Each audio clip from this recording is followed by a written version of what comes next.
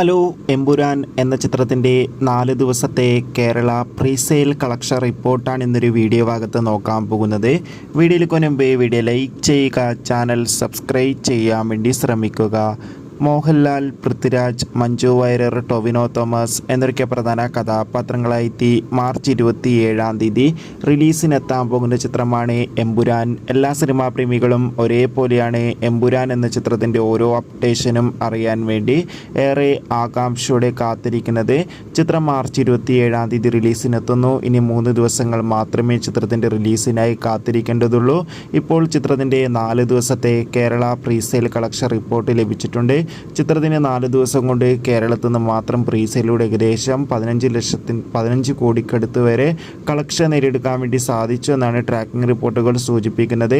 എന്തായാലും official collection റിപ്പോർട്ടിനായി നമുക്ക് കാത്തിരിക്കാം. അടുത്തൊരു വീഡിയോയിൽ കാണും വരെ ബൈ.